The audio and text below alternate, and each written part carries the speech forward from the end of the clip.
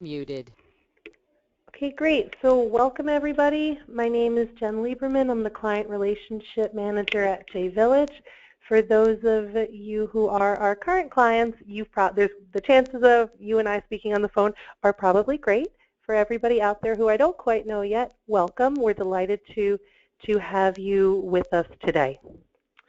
So today's webinar is going to be on Google Analytics. What we're going to do is we're going to first explore what Google Analytics is, how it works, what are some of the key vocabulary terms. We're going to explore the back end of a sample synagogue website that has really terrific data to give you a sense of what you may see once you go beyond the curtain there. And we're also going to talk about what you do with this data. Because it's not just numbers. It's about turning your insights from the data into action. Okay? So the first thing that we're going to look at is this whole idea of what is Google Analytics. Oh, but before we do that, it's important to know, if you are a JVillage client, we are currently using Google Analytics to measure data and action on your website. If you are not a JVillage client, we hope you'll consider us at some point in the future, but ask your website provider if you are being tracked by Google Analytics, and if not, see what you can do about it. For JVillage clients who may not yet have access to this data, please send an email to myself, jen@jvillagenetwork.com, or to support@jvillagenetwork.com, and we'll get you going there too. Okay? So the first thing is this whole idea of what is Google Analytics. I'm guessing this is a term that everybody out there has at least heard. But at the very heart of it, Google Analytics allows you to see the number of visitors to your website. You can see where those visitors come from, meaning how they arrived at your website, and how they interact with your website once they get there. So this is a service that's provided by Google that tracks and reports on all website traffic. So how exactly does this work? And what kind of information does Google collect on those visitors to your site? So the data is tracked in primarily a few different ways. The very first thing that Google does is they provide you with this tiny little bit of script, a tiny little piece of JavaScript that we or your website provider can then help to add to your website. And what that script does is that it provides a communication between the user's computer, your website, and to Google.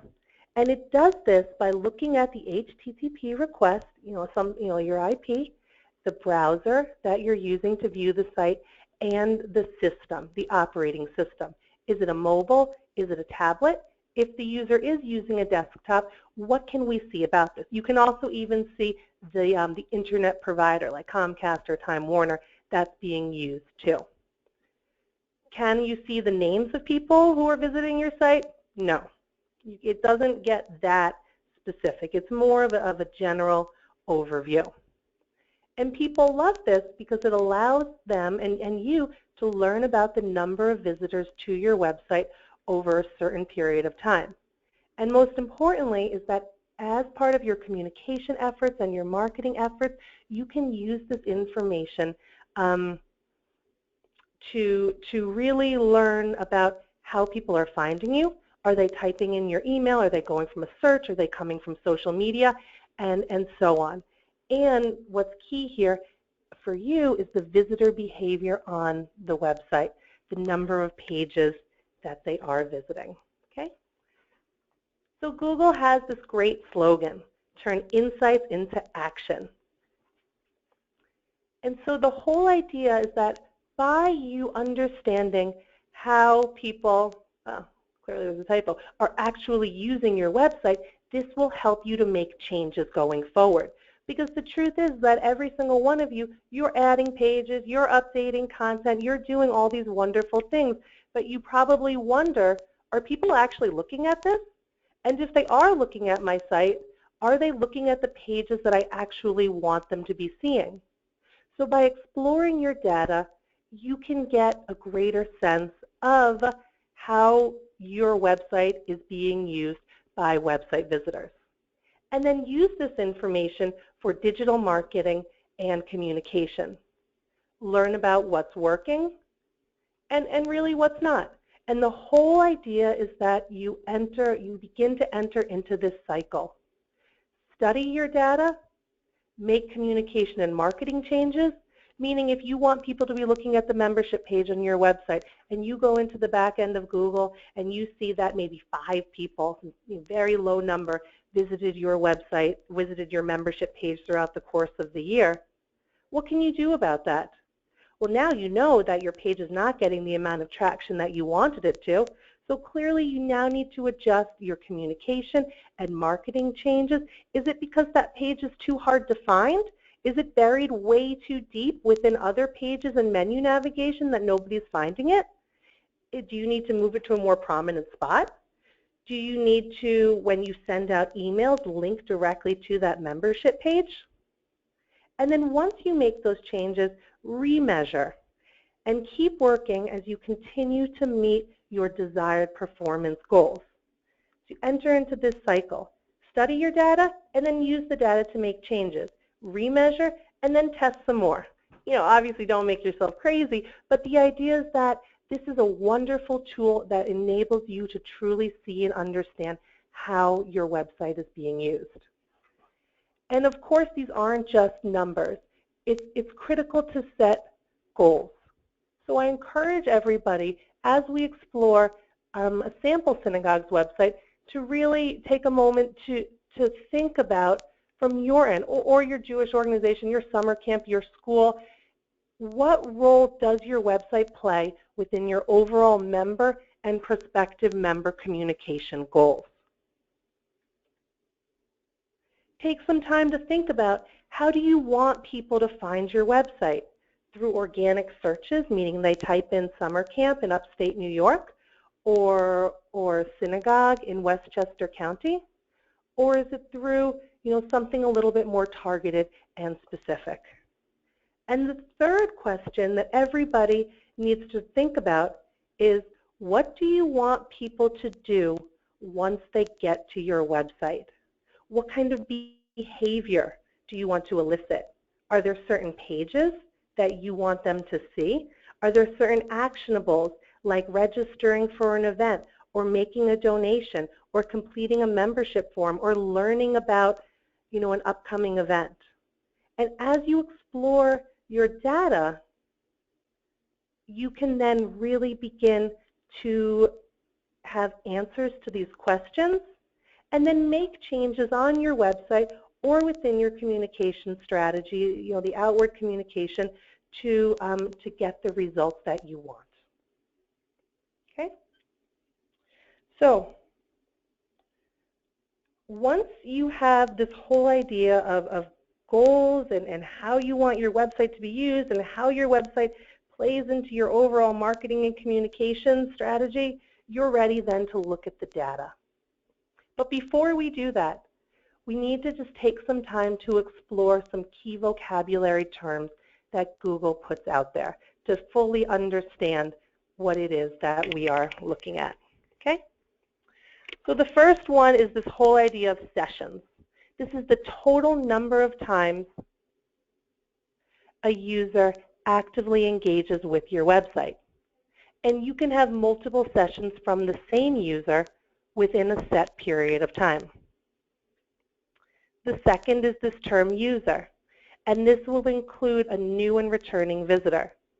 So that can be, if we were talking about the J Village Network website, my mother, who's maybe never gone to the website before, she goes to it one day, she's counted as a new user, she's counted as one session, and then me, I'm on that website every single day, I'm included as a returning visitor, and every time I go to it, that session number is going to adjust and change. And this will all start to make sense more when we really look at the data, but I just wanted to set the ground views. Something common that you'll see is page views, the total number of pages viewed within a set period of time. And the last key term is this idea of bounce rate, which is incredibly confusing, but basically this is the percentage of single page visitors. The user went to the website and then left the site from their beginning page without any further site interaction. I go to your home page, I look around, I don't click on anything, I leave, that counts as a bounce. Or if I see a link in an email to check out membership, I go to that membership page, I poke around, and I don't do anything else, and I leave. That's included in bounce rate as well. And what you want to see when you look at bounce rate is what's the number of, what's that number? It's a percentage, and sometimes it can be high, and it can be high for a number of reasons. It doesn't mean you're doing anything bad. Somebody could have found all the information that they needed. Okay? So what we're going to begin with now is this whole idea of an audience overview. And we're going to look at our sample website. So when you first go to your Google Analytic data, by default, unless you customize your screen, Google is going to take you here to this general audience overview page. And what's critical to note, and I'm probably going to say this many, many, many times throughout the course of today's webinar, is what you need to be the most aware of is this whole idea of a date range. By default, and unless set otherwise, Google is going to show you the data from today and exactly 1 month out. And so keep date range in mind, because throughout the course of the year, the number of visitors to your website will change, the kinds of things they're doing on your website will change, the pages that they're viewing, and their reasons for going to the website will change. So I encourage you to do some experimentation. November 16th through December 16th may not be what you consider an average month. So what you may want to do is first explore on a month basis, or you may want to back it up and get a yearly perspective. And that's an interesting thing to play around with at this time, to really see how these numbers and information change throughout the course of the year. And my data then changes as well. Okay? So here we are, we're on the audience overview page.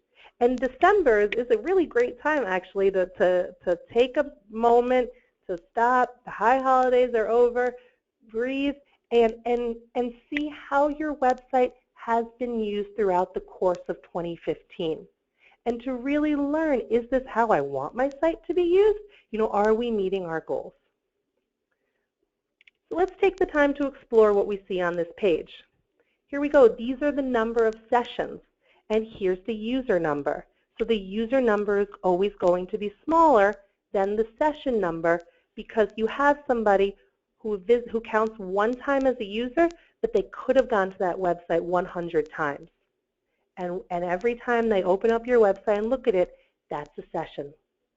Okay? Then you have page views, the total number of pages that were looked at by any number of users, any number of times throughout the course of the year. It's a big number. And then the amount of times your website was opened, how many pages on average were used. And if you ever forget any of these terms, Google has this very handy rollover. And then you'll also see average session duration, the average amount of time somebody spent on your website. Okay?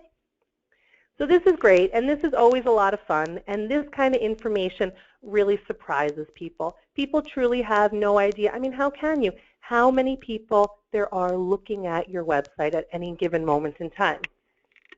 But what I would encourage you on this page to focus on is not just the number of sessions, not just the number of users and page views, but I would encourage you to focus on this pie chart here, the ratio between returning visitors and new visitors.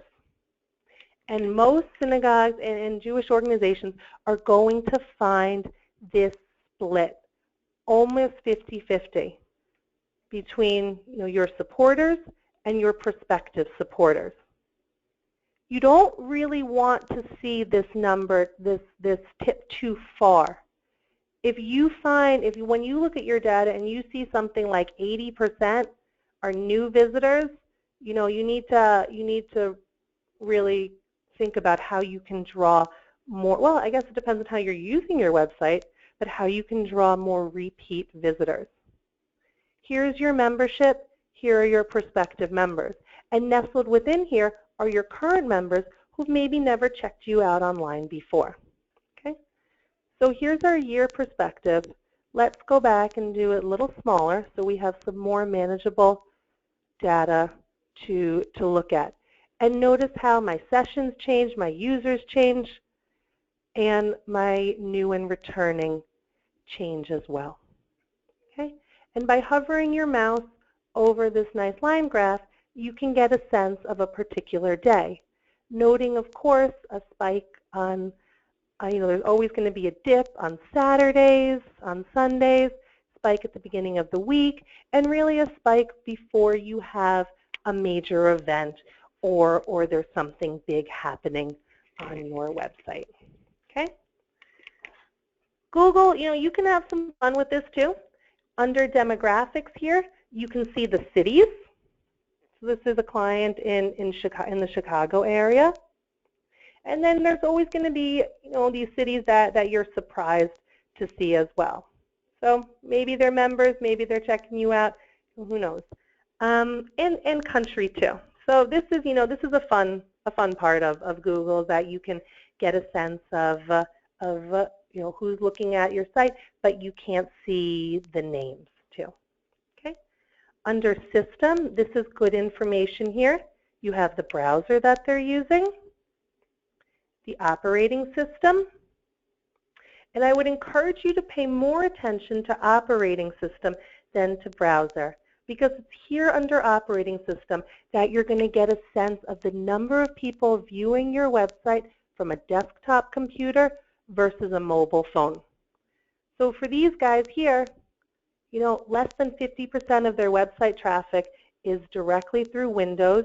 And then the number 2, and again, remember, this is just November and the first part of December. Always keep that in mind. Never forget your date range when you're looking at your data. So number 2, iOS, is an Apple iPhone. So for these guys, knowing that over 25% are, and then you can lump in Android there too. So they have, 37% of people viewing their website directly from their mobile device. So that would say to me that these guys need to consider the importance of mobile optimization. All JVillage clients have websites that are responsive in design, but there is more that we can do for you, or more that your website provider could do for you too. So take some time to study the operating system that's being used. And then think about content too. If you have such a high percentage of visitors viewing your website on a mobile phone, scrolling through tons and tons and tons of text may be less likely for somebody than when they're looking at a desktop. They may be less likely to read a page with tons of text on a desktop than they are on a mobile device. So things like imagery, the size of your website font, the typeface, that all can come into focus when you're considering the operating system that's being used to view the website. And then you can see server provider too. I don't think service provider, I don't think that's really so critical for you guys. But mobile and desktop, definitely.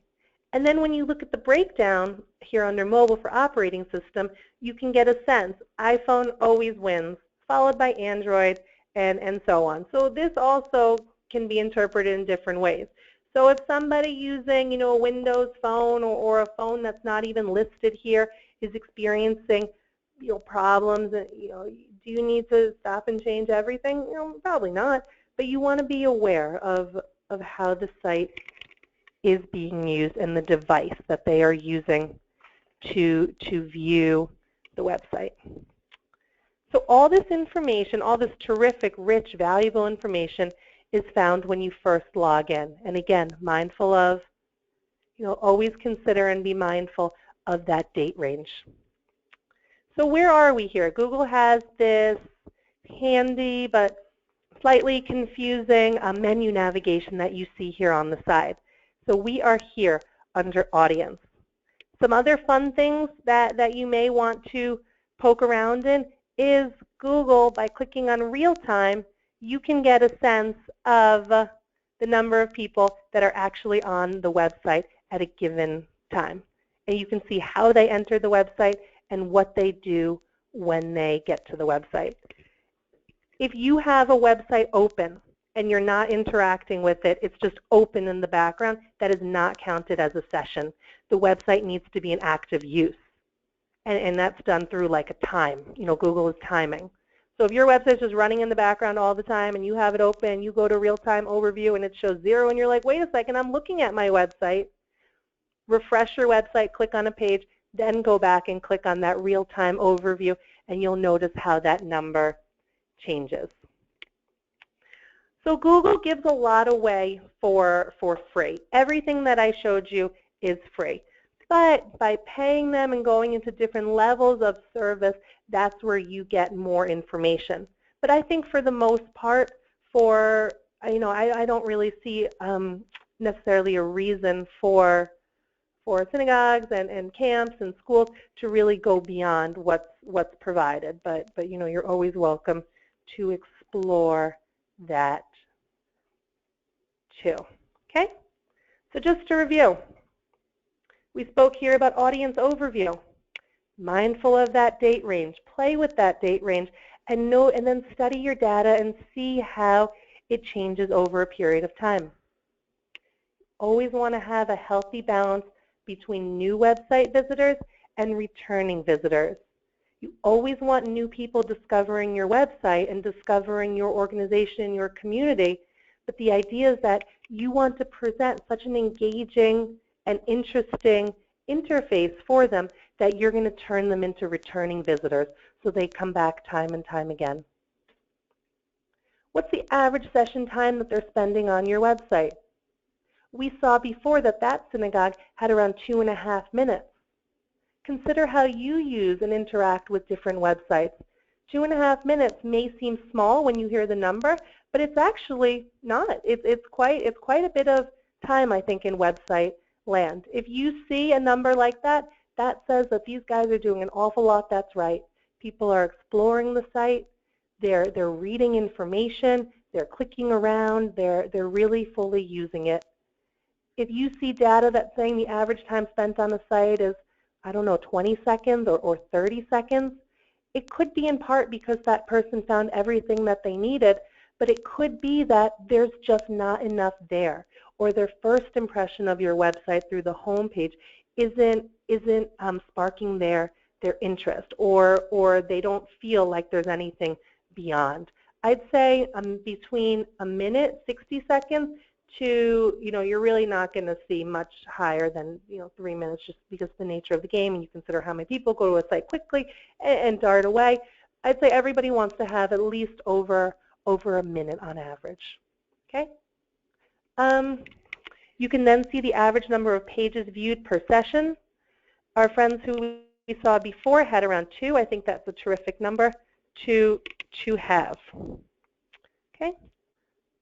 So that's audience overview, and that's where everyone's going to land first. Now let's dive a little bit deeper to see what else we can find here. Okay? Acquisition is another key vocabulary term. And what acquisition means in Google is basically where did your visitors originate from? And it helps to answer this question of how did they actually find your website? And once you study your acquisition data and you learn about how people are finding your website and going to it, you can ask, does this information match your goals? If you're pushing out link after link after link to your website in social media, you'll probably see the results of that in your acquisition overview data. If you never link back to your website on social media, that's not going to be here, and you may want to consider, changing an approach. And again, date. So this information here is just showing us November 1st through December 16th. We always have this handy pie chart here.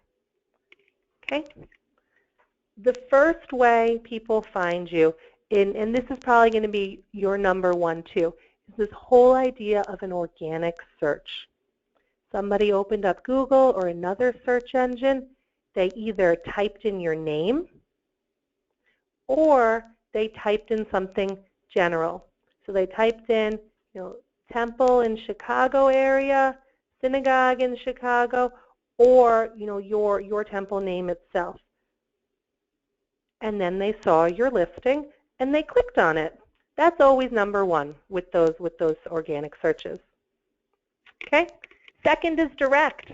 Somebody typed your website URL directly into their browser and boom, went there directly.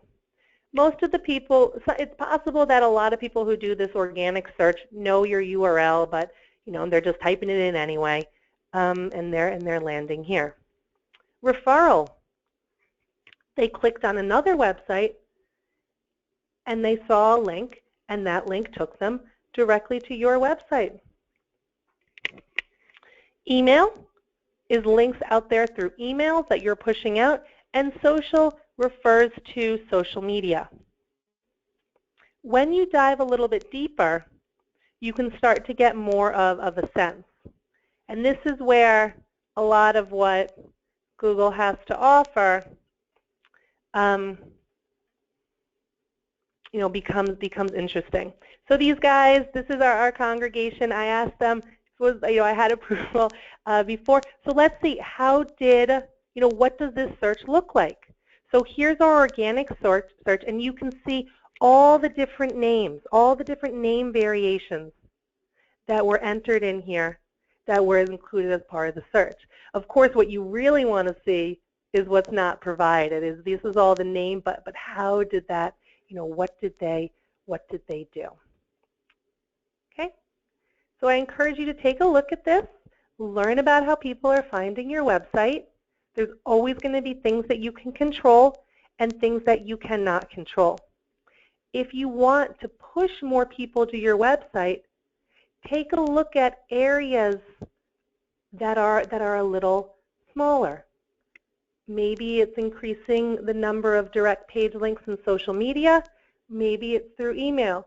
Or maybe it's not doing anything. The whole idea with Google is that Google Analytics is that once you learn how your site is being used, match that to what your goals are, and then adjust, and then remeasure.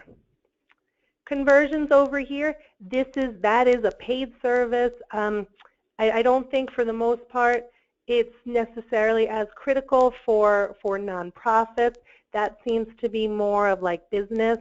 If you had like an online, if you were running an online t-shirt shop, how many people visited your website and then converted into actual paying customers. With nonprofits though, totally different world. If you are interested in exploring conversions, Google, they would be the right people to speak with. But I think for the most part is that this data, and again, this data is only valid for November and December. I keep saying it because I cannot say it enough. Be mindful of your dates and see how that's going to, and study and test to see how that changes over periods of time. If you are interested in exploring AdWords, which is a paid Google service, we're going to be doing another webinar on that in the winter and spring.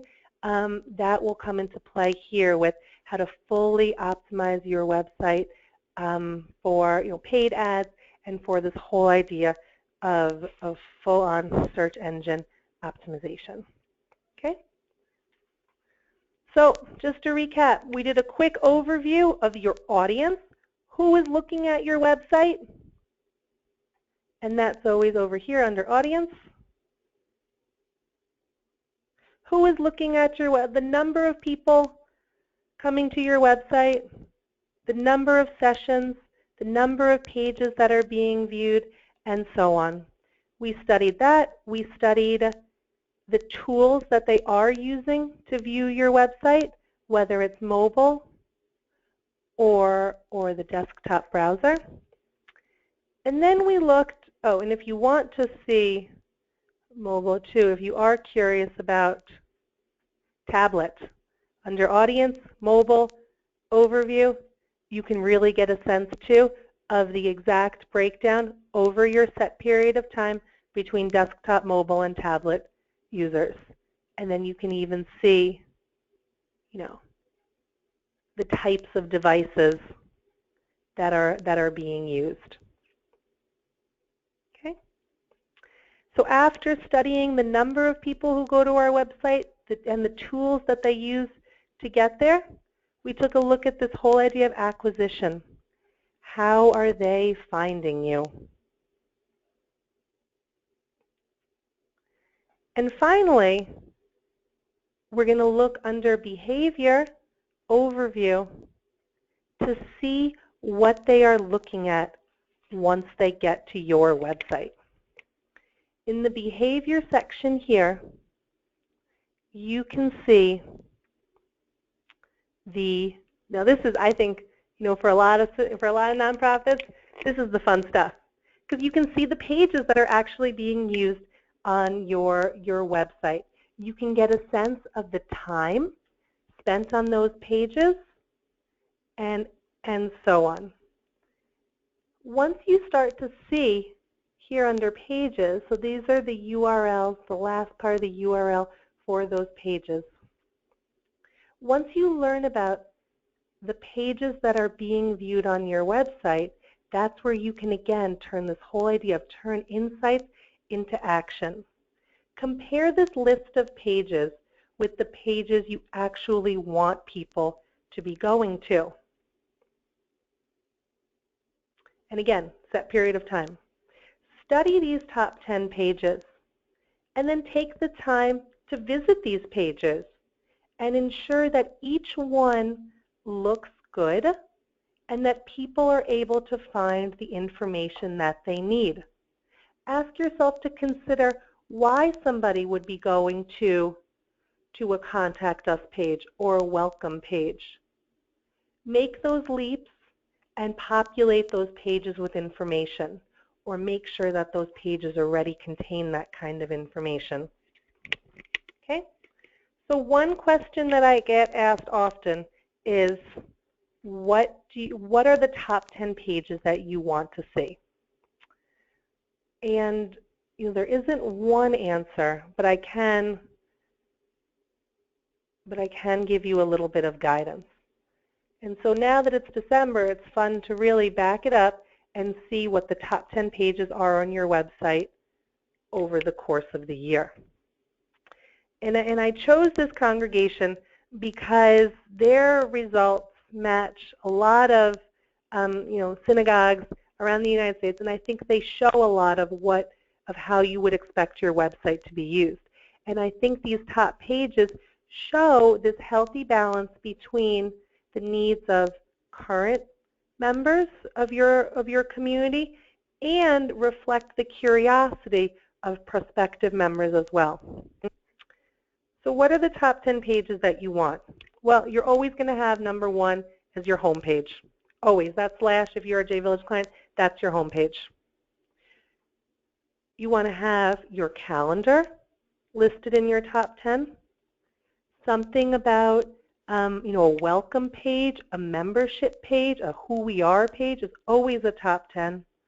Something related to the clergy or the staff, a contact page, a donation page, and then for the rest, ask yourself, how do we want people to use the site? What are the pages and sections that we really want to drive them to? And see if those are reflected here. When you click under, so what's interesting to note too? So here's our pages for the year, unique pages, average time spent on page, that's very good. And this is a very low bounce rate. Under 50, under 60, is considered a good, a strong bounce rate. If you see 95% bounce rate, look around, see what you can do to keep them engaged and involved on your website. Okay. So let's take a look at the full report.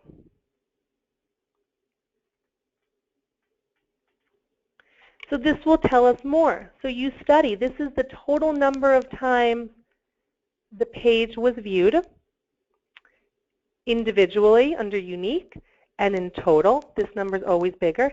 The time somebody spent on the page. If you see, a lower number, take a look at that page. Is it, with the calendar, they're going, they see what they need, and then they're looking at individual events. But if you do see a number that seems significantly lower than the other pages, use this information to reflect on that page. What can we do? Is it because there's so little text on that page that it's a quick read and that's why they're leaving?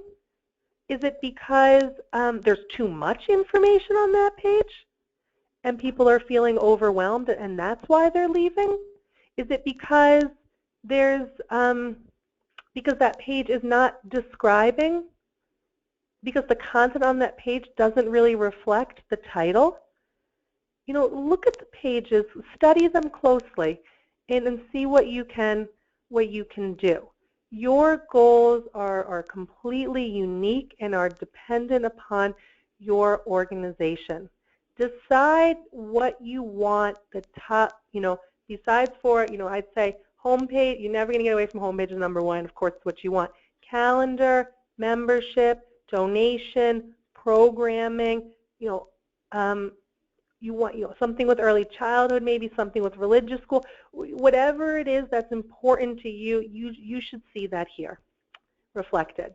And then you can go from this smaller view to a significantly bigger look. And user, if you're a J-Village client, that is somebody on staff or a volunteer who's logging into the website. And you can have a lot of fun, because this goes to show, this is what you can control and what you can't control, because this is how people are using the website in 2015. And you'll see a lot of individual events that had a great deal of attention and so on. You're not going to be able to get every single page up there in your top 10, but you can, set goals. And you can experiment. Reflect back on, a big event that you had in June. And then look at your Google Analytic data for June. And if you did online registration through your website, take a look, adjust your date range to a specific moment in time, and then check out the user behavior, the acquisition, the page views, and that page information during that specific period of time. Okay? So this is a lot of fun, always to see what your top 10 pages are and how people are using them. You can click in on an individual page and again get that nice line graph, mindful of your date, showing the exact number of people on a given day who visited that page. Can't see their names, can't see their addresses. You can just see that they're reflected as a number here. Other things that may be of interest, and I find this a little confusing, but Google presents this behavior flow that can help you to see where people first landed on the website and then where they went next, and then where they continued going, to get a full sense of the interaction. You can look at landing pages. Those are the pages where they first landed on your website, whether it was through a link in an email or they searched directly for clergy at congregation and then clicked on that page, or if they, so this is they directly entered the website from here. They went to Hanukkah Happening 2015 before going to the home page. And then you can also explore your exit pages, where they left the website from. People are going to leave your website. They must continue with their lives and so on. They left the website because they made the donation. They came to do what they wanted to do, and there was no more of a reason to be there. They needed to look up the address, mission accomplished, done.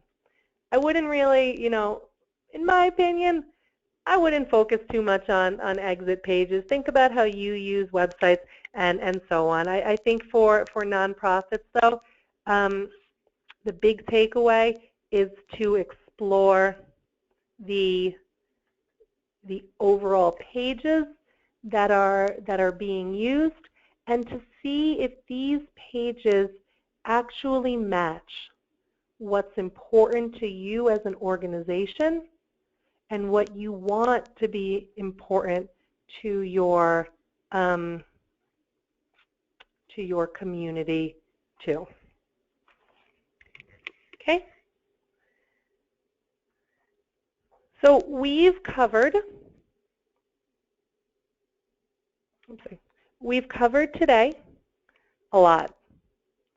I've taken you through the back end of a website to show you, how the Google Analytic data appears.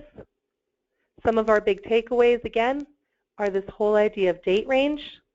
When you're on audience overview, getting a sense of the number of people who are visiting your website, the time they're spending, but in particular, I encourage you to reflect on the new versus returning, always being mindful of that's going to change and adjust. Maybe in August you expect to see more new visitors as people become curious about high holiday information.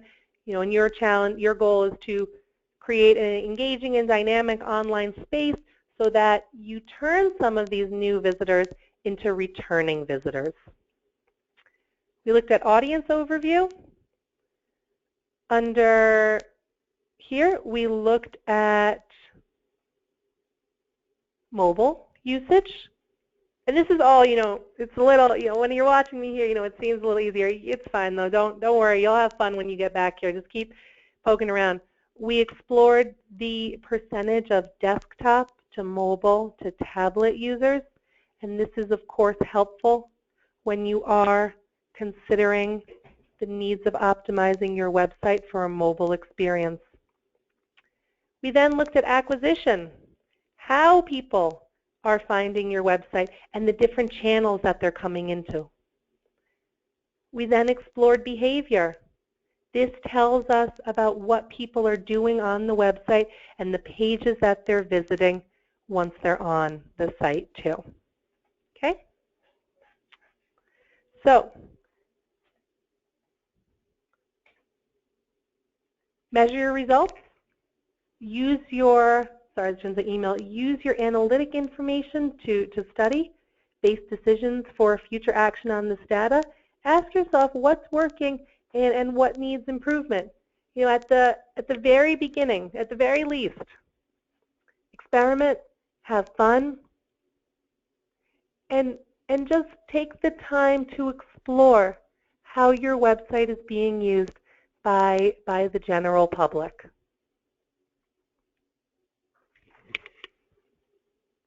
So I am going to unmute all of you.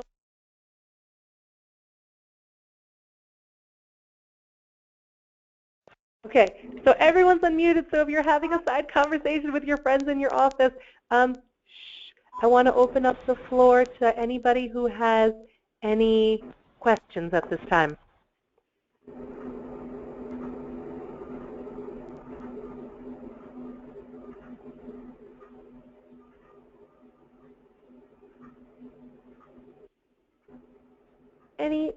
Is it a good idea to get certified? Now, do you mean certified like Google Analytics certified or just, yes, sure, why not? Google has this course. where you can go to their website. It's called the Google Academy. Let me see if I can find it for you. And they have an online course with little quizzes after it. And when you are done, you will receive a certification from Google. And I think that, you know, I'm sure you'll learn, you know, you will deepen your knowledge. It is free. You'll get a little certificate. Go for it. Why not? It'll definitely, you know, everything that I said, this is, you know, beginning. This is just the beginning. If you want to really go deeper, learn about conversions, have that, you know, certification as something that you've done, definitely. Why not? I've seen some of the videos. They're really well produced and they're snappy and interesting. So sure, go right ahead. Yeah, you're welcome. Anybody else have any questions? Jennifer, Jim Lowe, Temple Sinai, Roz. Hi. Hi. The question I have is, do you, as J Village, do any look-see at your clients' websites to just make sure there's nothing outside of the ordinary that clients should be looking at themselves? Can you give me a little bit more detail into what you're referring to? Well, it's like key things like bounce rate or something that would be a highlight that us, the lay people, who are not really on the technical side maybe, should be looking at, where we're all learning Google now. But if you look at Temple Sinai's website and said, whoa, wait a minute, you guys should address X, Y, Z. So what we do is that we do offer this one-on-one Google engagement consulting with our clients. What I can do for you is, you know, you and I, send me an email. Let's meet in January. Let's study your data one-on-one, and you know, let's take a look at it. Yeah. So yes.